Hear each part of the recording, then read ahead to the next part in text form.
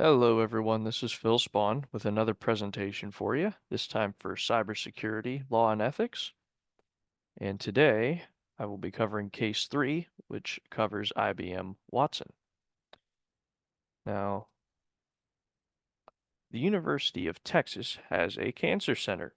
This cancer center is called MD Anderson, and it is one of the world's most respected medical centers.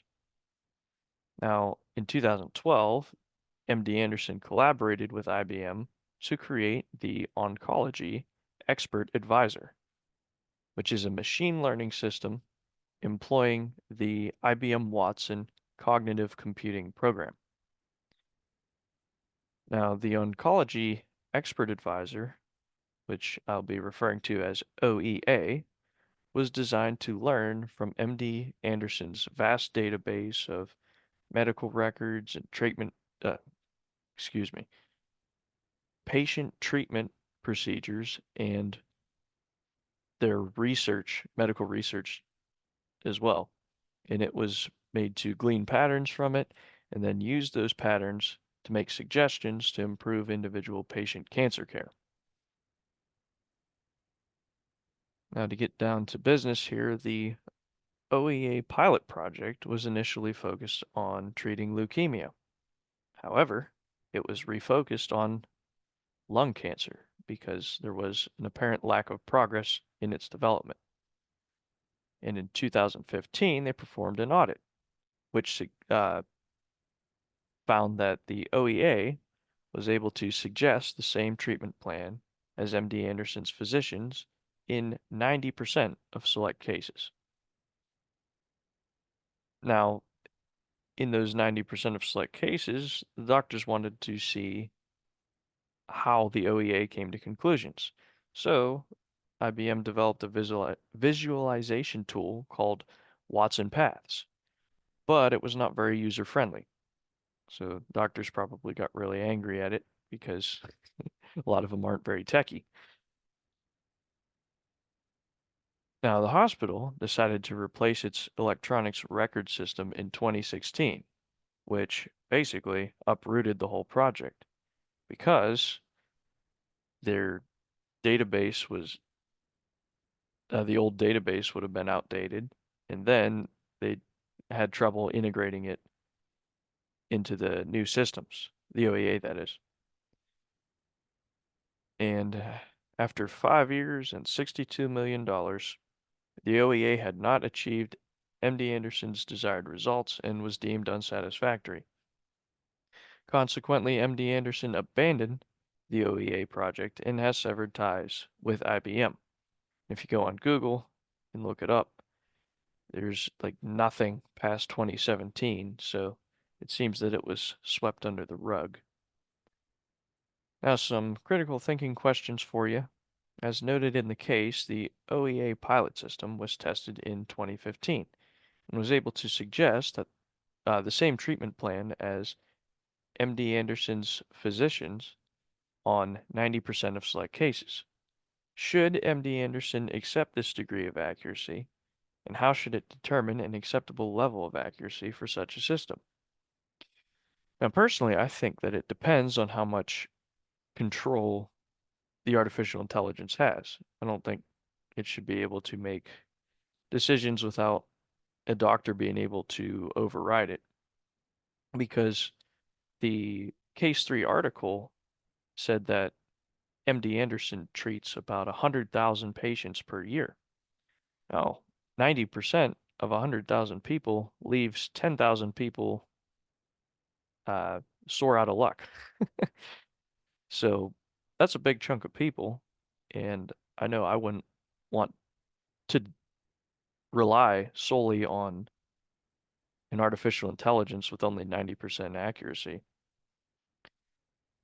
Alrighty, question 2. What key learnings did MD Anderson gain from this effort that may influence future efforts?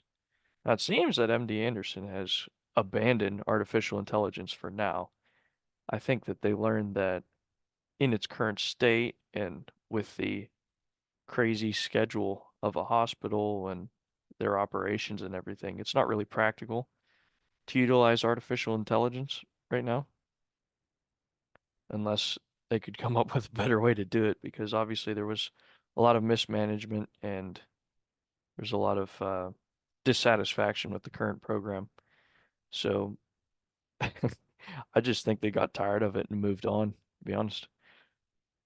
Question three, should MD Anderson personnel have known that in choosing a new health record system that they would need to restart the entire OEA project? If so, what factors may have caused them to make this choice? So, knowing many medical professionals and working in a hospital myself, I know that the climate of a or the work environment of a hospital is very fast paced and there's not a lot of room for him hawing around and thinking about things. They just tend to see a problem and then take care of it immediately. So I think a lot of times in hospitals, there's a lack of communication when they are upgrading stuff. So if the same team didn't work on it, they could have just pushed out the new health record system without let really consulting anybody. At least that seems to be the case with the experience I have. But another reason is I think they were just tired of it. Medical professionals don't like change. They don't like messing around with new technology, experimental technology. So they like to get into the routine and keep treating as many people as possible because their lives depend on it. So regarding did they know? Maybe, probably, but did they care? Also probably not because it had been 4 years at this point and they were probably just disgusted with it. So that's my thoughts on it. Then regarding the whole case, my thoughts, as I said before, medical professionals are ruthless because of the fast-paced nature of their vocation.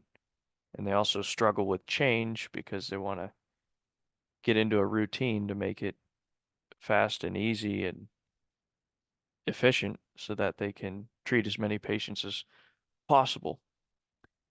Um, Also, the electronics record system was probably updated because the hospital had lost interest in the OEA. I also said this before. It's just a lot of doctors are older and they don't really want to play around with computers because they didn't grow up with the stuff. They just want to treat patients with the knowledge that they have, and computer systems are just a stress to them because of that. And artificial intelligence in its current state does not seem ready to be integrated into healthcare in a practical manner, just because, you know, with a hospital being so fast paced and people's lives relying on it, you really have to have stuff down to a science. It can't just be experimental technology. It's very difficult to uh, put something like that into something that needs that much precision. And this partnership between IBM and MD Anderson seems to have been a disaster for both parties that was swept under the rug, as evidenced by the lack of media coverage after 2017. There's just nothing about it anymore. So I'm assuming that MD Anderson is just done with artificial intelligence for now. And a reflection question for you. With what percentage of accuracy would you be comfortable trusting your medical treatment to an artificial intelligence like Watson? I don't know how I would answer this question. I thought it was very interesting. I would imagine that 99% would be a good number. Just because, I mean, not everybody's body reacts to treatment the same.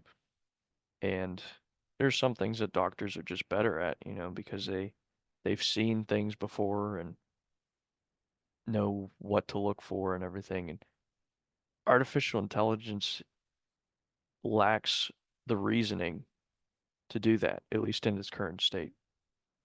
Well, anyway, that's my presentation. I hope you enjoyed it. I found it very interesting because I know a lot of people in the medical field and I could just see them getting frustrated with trying to mess around with artificial intelligence and it just being difficult for them and they just get sick of it and move on and everything. So, well, anyway, thank you for watching my presentation. Have a wonderful day.